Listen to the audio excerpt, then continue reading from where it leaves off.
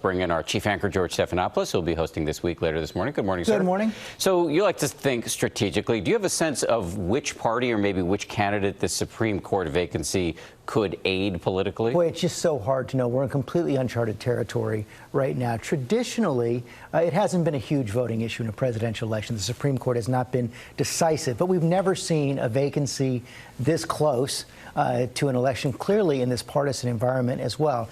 Also, traditionally, you've had more conservatives who seem energized by the idea of a Supreme Court pick than progressives, than Democrats. But, you know, the early indications since the death of Justice Ginsburg could suggest that that is changing. Huge contributions, breaking all kinds of records Friday night to organizations that are working to elect Democratic senators, Democratic House members. Is there a difference strategically between having the vote before the election, or could there be some advantage to holding it after if you're on the Republican side? I think Mitch McConnell's still trying to figure that out. Notice that in his statement on Friday, he said that the president's nominee will get a vote. He didn't say when the president's nominee will get a vote. We already have those two Republican senators who say that the next president should make the decision, Senator Susan Collins and Senator Murkowski of Alaska. I think for a lot of the others, they don't know yet. If you have the vote before the election, does that take away the issue? Does that motivate the Democrats more? If it's holding out through the election, does that increase motivation on both sides? But then you face the question of there's a risk involved in waiting as well. Say that they hold it, the Republicans hold it until after the election, and Joe Biden and the Democrats win decisively.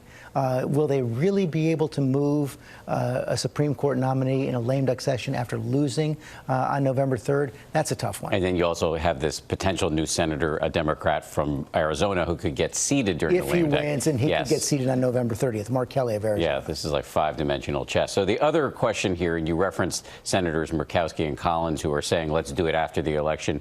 The Republicans need, if there are 4 Republican defections, that just shuts this whole thing down. We've got 2 on the books. Are there other senators out there on the Republican side that could cross over and say, let's not do this? Hard to know for sure. Remember back in 2016 when President Obama was trying to nominate Merrick Garland, almost every Republican senator said you have to wait until after the election. They flipped on that, including the chairman of the Senate Judiciary Committee, Lindsey Graham. But I think the ones to watch right now are Mitt Romney, who voted to impeach President Trump. Remember that earlier this year. Charles Grassley, who used to be the chairman of the Senate Judiciary Committee, and he said earlier this summer that if he were still chairman, he would not hold a hearing, and he would advise Graham not to hold a hearing in October. Other possibilities to look at include Cory Gardner, who's up for re-election in Colorado, in a state that is unlikely to, is likely to punish him if he votes for a new nominee before the election.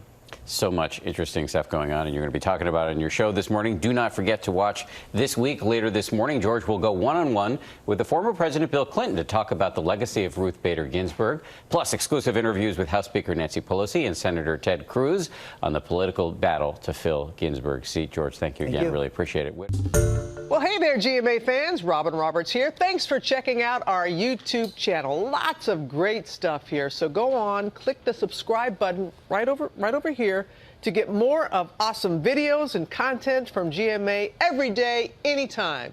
We thank you for watching, and we'll see you in the morning on GMA.